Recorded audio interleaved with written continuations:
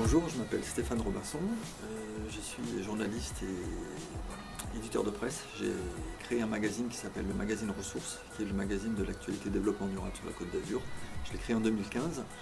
Je suis aussi associé à un projet soutenu par la DRAC PACA, c'est-à-dire le ministère de la Culture français, un projet qui s'appelle Résidence de journalistes et qui associe 4 établissements scolaires de la Plaine du Var, à savoir le lycée des Eucalyptus, le lycée Thierry Meunier, le collège Jules Romain, ainsi que l'école des Magnolias, école primaire. Alors aujourd'hui, donc, c'était la première journée avec le lycée des Eucalyptus, où nous sommes actuellement.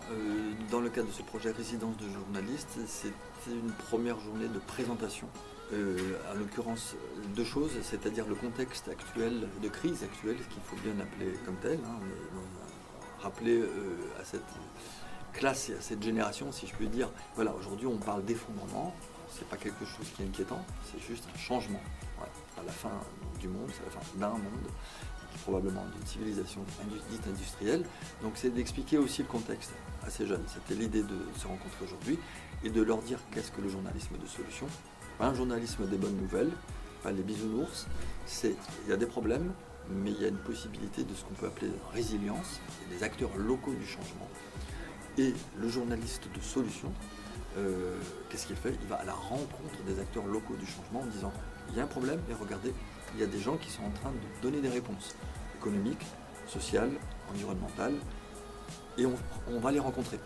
On va les rencontrer, on fait du journalisme de terrain, c'est-à-dire que contrairement à certains médias qui reformulent un petit peu comment on pourrait dire, des communiqués d'agences, de grosses agences de presse, on va rencontrer, on va produire de l'information. C'est très important que ces jeunes puissent comprendre que l'information, alors voilà, c'était pour boucler,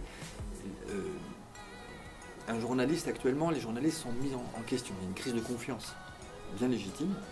L'idée c'est de leur dire, un journaliste n'est pas forcément un menteur, un journaliste n'est pas forcément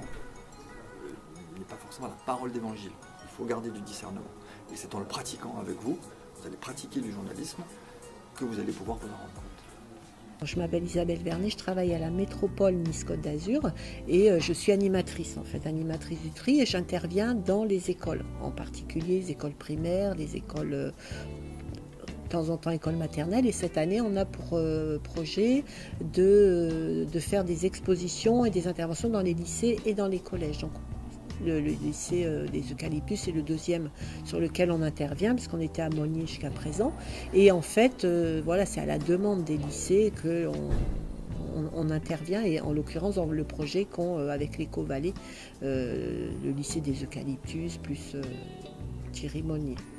Donc moi je suis venue expliquer aux jeunes, puisqu'ils connaissent déjà le tri sélectif, mais leur expliquer plus ce qui se passe après le tri sélectif et l'intérêt qu'on a de trier, l'enjeu qu'il y a par rapport à l'environnement, par rapport à la planète, aux ressources naturelles, l'économie des ressources naturelles lorsqu'on trie nos emballages, et essayer de garder le lien qui avait déjà eu lieu en primaire et de garder ce petit lien avec les lycéens, pour qu'après ça reste ancré en eux et puis qu'ils continuent à trier et à faire attention à leur environnement. Embryons de futures bouteilles.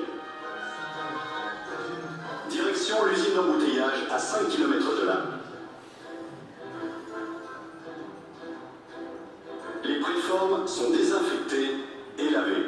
Donc l'exposition, j'ai amené en fait une petite exposition sur le plastique qui permet aux élèves, aux lycéens de toucher les matières et de voir comment on transforme les bouteilles en plastique une fois qu'elles ont été triées. Parce que c'est important de savoir ce que deviennent nos emballages pour éviter encore ces idées reçues qui disent que finalement tout ce que l'on trie n'est pas recyclé. Donc le fait d'avoir ces petites expositions, ces films qui expliquent comment on recycle, où vont nos emballages une fois triés, c'est important parce qu'on a quelque chose de concret et on voit ce qui se passe réellement après le tri. Et le but c'est vraiment de continuer à initier les élèves de tous les cycles. Voilà, sur le tri et le recyclage, et aussi la réduction des déchets, qui est important. Part importante aussi, c'est d'essayer de réduire nos déchets. Donc je m'appelle Titouan Bonnet, je suis étudiant en deuxième année de BTS Europlastique et Composite. En en option conception d'outillage en alternance. Je trouvais que c'était très intéressant et instructif. Donc moi, depuis toujours, dans ma famille, on recycle les déchets. Et je m'étais jamais vraiment posé la question de savoir qu'allaient devenir ces déchets, comment étaient-ils traités. Et je trouve ça très intéressant de voir en image ce qui se passait avec tous nos déchets et les métiers qu'il y avait derrière.